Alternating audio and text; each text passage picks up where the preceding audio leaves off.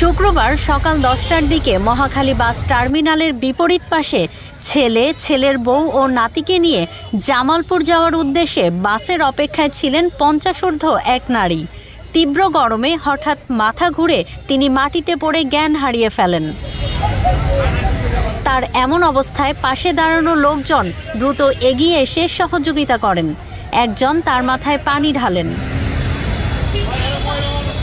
ওই সময় নারীর সঙ্গে ছিলেন শুধু নাতি আদনান ফয়েজ। সে জানায় তার বাবা মা পানি আর খবরের কাগজ কিনতে গেছেন। গরমে তার দাদি মাথা ঘুরে পড়ে গেছেন।